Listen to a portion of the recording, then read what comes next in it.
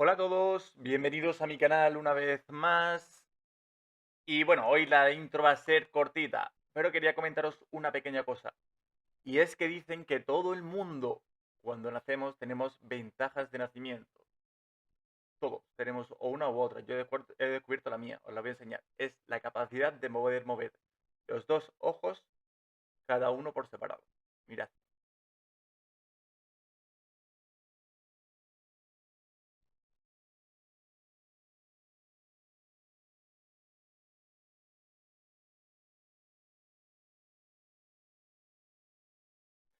Y nada, pues esta es la ventaja. No sé para qué sirve, tendrá algún significado, pero yo no lo sé. Si alguno sabe para qué sirve esta habilidad, pues que me lo diga.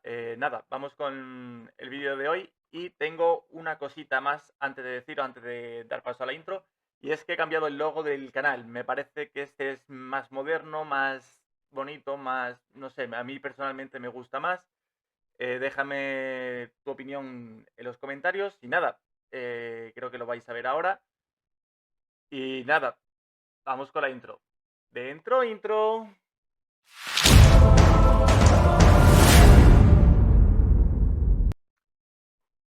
Vale, pues ahora le he bajado la calidad a la imagen. Y nada, la historia que vamos a ver hoy vamos a hablar de las Poquianchis, ¿vale? Es una historia de, bueno, personas, por llamarla de alguna forma, de seres, mejor dicho, completamente verídica. Ocurrió sobre los años 60 aproximadamente en México, en Guajin Guachu o algo así. No sé exactamente el nombre, perdonadme lo de México, pero es un nombre un poco raro. O sea, pero es que no sé, o sea, con todo el respeto a mis amigos de México, si me está viendo alguien, tenéis nombres un poco complicados para las ciudades, ¿vale? Ahora, de todas formas, cuando entremos en la historia, lo tengo apuntado, lo diré correctamente. Y os explico. Vamos a dividir esto en capítulos, ¿vale? El primer capítulo contará un poquito la infancia que tuvieron estos seres. Y el segundo, cómo empezaron. El tercero, cómo continuaron, cómo fue su imperio. Y el cuarto, cómo cayeron, ¿vale? Y nada, pues vamos con ello.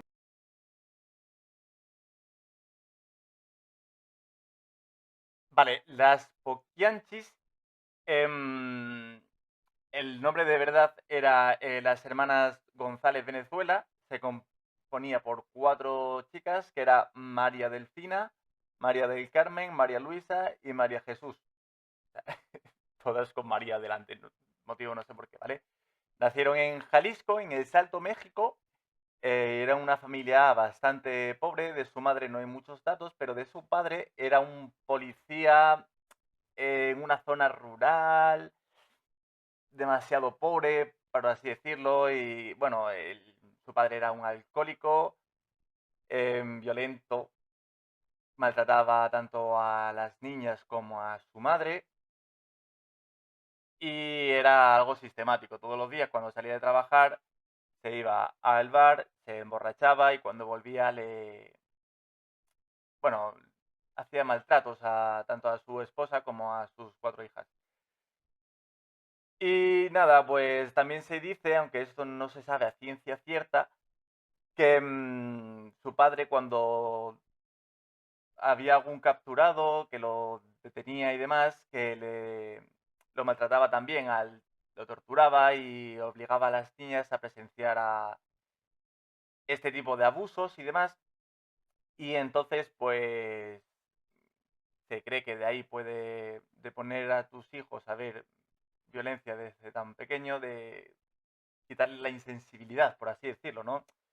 Puede llegar a ser una persona así un poquito más violentas, más de este estilo, ¿vale? Entonces, bueno, esta dinámica impulsó a las niñas a buscarse la independencia lo antes posible y bueno, no se sabe muy bien el momento en el que pasó, pero cuando murieron sus padres, ellas tenían que salir adelante y cogieron la herencia que le dejaron sus padres para intentar escapar de la miseria y abrieron un bar, ¿vale? Un bar normal para poder salir adelante, ¿no? Que se querían dedicar al campo, la situación era muy mala, vivían en un sitio muy pobre, el bar no tuvo demasiado éxito y bueno, pues fueron un poquito a lo que les llevó a ser lo que fueron un poquito más adelante, ¿no?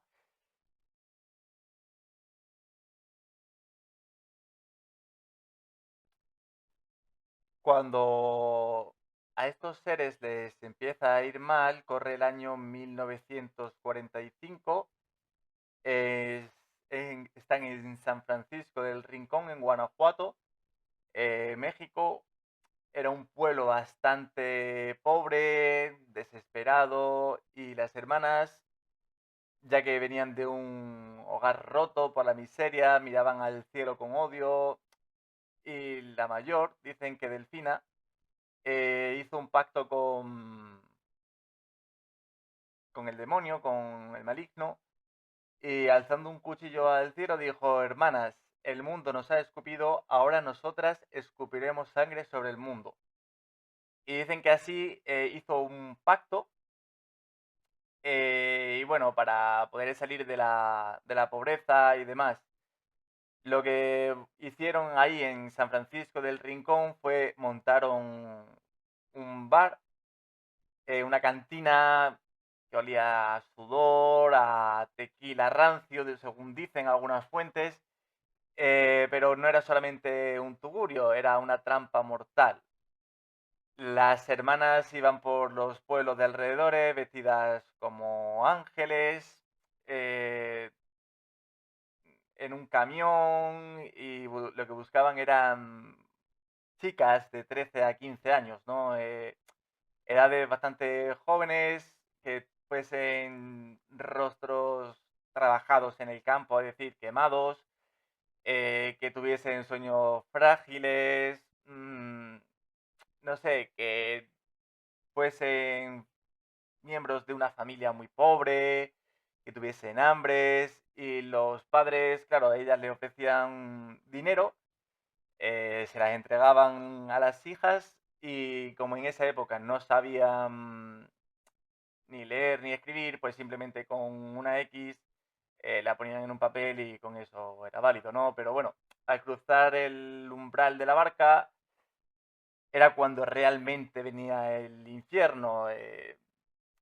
Dicen que cuando entraban en la barca, ¿vale? El tuburio este, la cantina, se llamaba la Barca de Oro.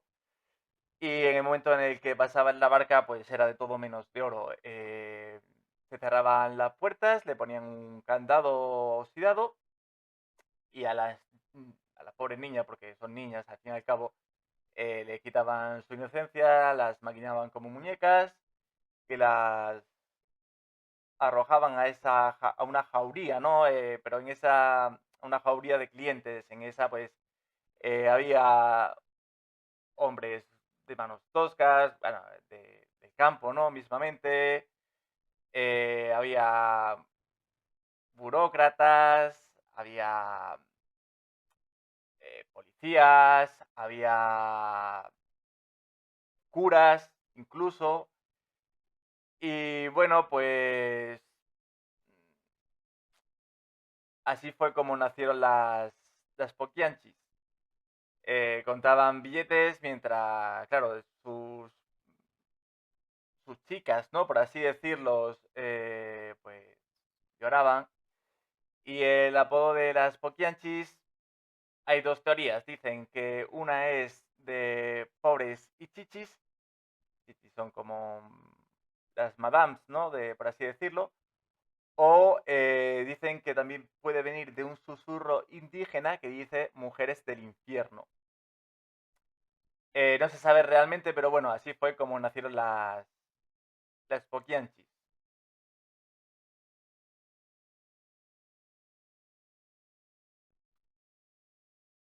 Vale, el negocio crecía malamente como un cáncer, ¿no? En Jalisco, perdón, en Guanajuato de Jalisco, las hermanas abrieron diferentes ranchos, guaridas, bueno, donde esconder a las chicas, ¿no?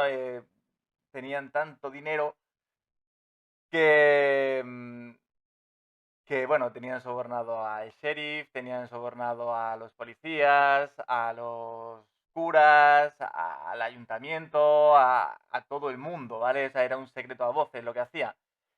Y tenían sus propias leyes, y además bastante crueles, como por ejemplo cuando las chicas envejecían, se enfermaban, daban a luz porque se habían quedado embarazadas, Delfine consideraba que era un estorbo y entonces decía, aplicaba su propia ley, si no sirven, que no respiren, que no le quiten oxígeno al mundo.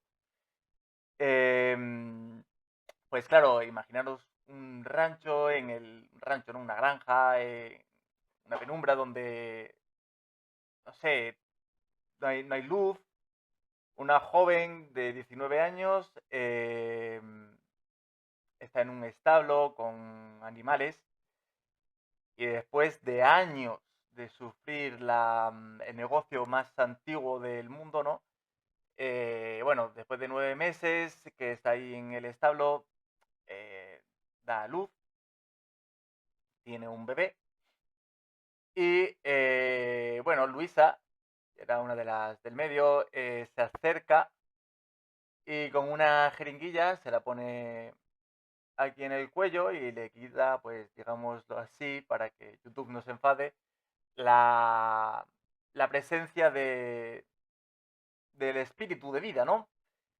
No se sabe exactamente qué es lo que le ponía en la jeringuilla y luego después con el bebé que hacían, pues bueno, cuando su madre ya no gritaba, al bebé había dos cosas. Lo ponían en una sábana, una toquilla, ¿no? Y bueno, o bien lo echaban al fuego, así sin más, o bien lo ponían a descansar con su madre. Le dicen que lo ponía como si esta le estuviese amamantando y bueno, pues así era como terminaba la pobre criatura, ¿no? De tan solo unas horas de vida.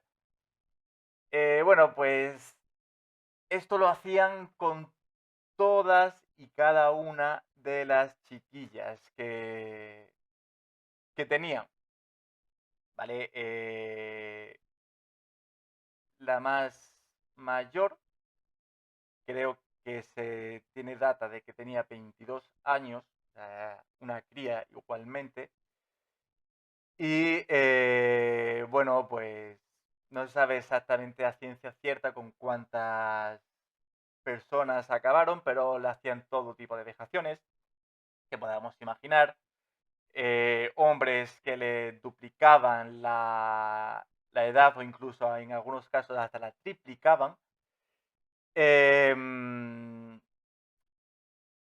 Le hacían todo tipo de vejaciones, tenían que cumplir las reglas como ellas querían, si no, pues no comían, el maltrato, por supuesto, era algo indispensable todos y cada uno de los días. La comida había que ganársela, había que pagar un alquiler encima por la habitación. Las condiciones eran infrahumanas, dormían en un establo rodeado de pajas como si fuesen caballos o animales, corderos, no sé, era un trato vejatorio, condiciones de salubre inexistentes por completo. Todo era bastante, bastante macabro. No me quiero ni imaginar lo que tuvieron que sufrir un solo día de todas esas varias cientos de chicas, ¿no? Que pasaron durante esos años hasta el caso, bueno, hasta el año, finales del año 1963, ¿vale? Lo que nos da acceso al siguiente capítulo.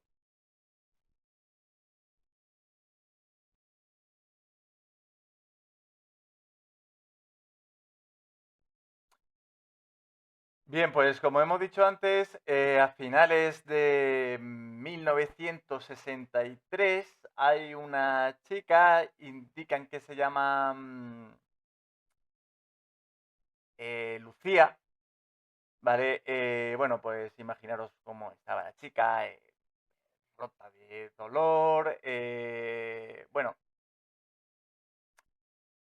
eh, deshumanizada por completo, ¿vale? Consiguió escapar, corrió por campos llenos de espinas, bueno, el cuerpo lleno de heridas, de moratones, un calvario que llevaba encima. Bueno, nos podemos imaginar, ¿no? Entre gritos, o sea, vio a un cazador y dijeron, cuando lo vio empezó gritando, las poquianchis me van a matar, las pocanchis me van a matar. Repitió varias veces, la voz, pues, claro, podemos imaginar cómo era, ¿no? Entonces, bueno, cuando el cazador fue a la policía con la chica, claro, la policía estaba metida en el ajo. Bueno, pues finalmente, tras investigaciones y demás, entraron en la Barca de Oro. Creo que ese es el nombre real de la cantina, del bar que hemos dicho en el primer capítulo. Que bueno, que el día 12 de enero de 1964 entraron en la puerta. Bueno,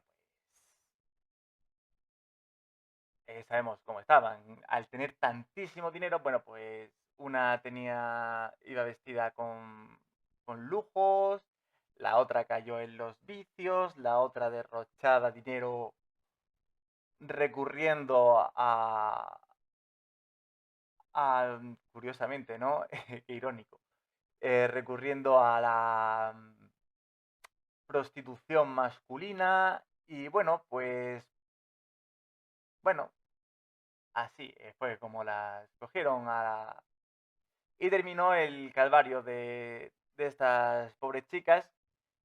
Y bueno, solamente encontraron 80 cuerpos, pero se estima que habría bastantes más. No se sabe qué pasó con ellos. Sí que se sabe que no solamente eran mujeres y niños, también había hombres que a lo mejor hablaban un poquito de más o tenían un problema o no les querían pagar, pues todos iban a esas cosas comunes, ¿no? Que luego después decían que eran abono para el campo y le sembraban maíz para que creciera. Entonces se sabe que hubo bastante más personas que las que cuentan. Luego después, bueno, las llevaron a juicio, ¿vale? En 1965 fueron a juicio, las condenaron a 40 años a cada una, ninguna de ellas cumplió los años que le habían puesto y, bueno, Delfina murió en prisión en 1968, dicen que fue envenenada.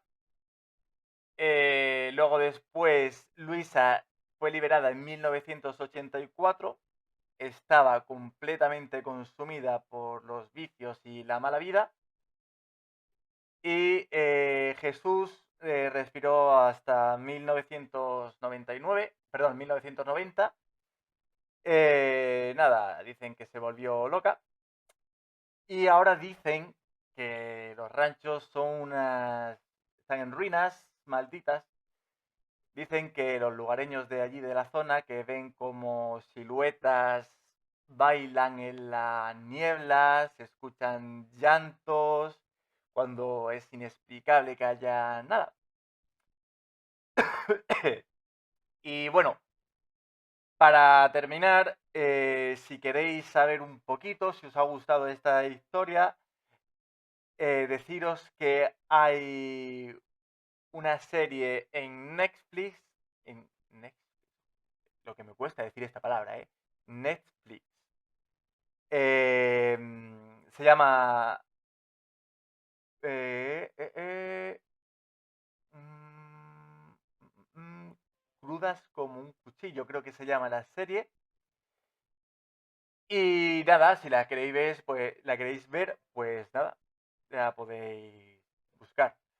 Y nada, si te ha gustado el vídeo, deja un me gusta, bien sea así o así. Déjame en los comentarios si conocías esta historia, si te gusta este tipo de historias. Si quieres que traiga más historias así, de este estilo, al canal, sin la necesidad de que sea Halloween. Y nada, nos vemos en el próximo capítulo. Cuéntame qué te ha parecido y nada, deja tu like, me gusta, sígueme, comparte y todo eso, ¿vale? Nos vemos en el próximo vídeo. Adiós.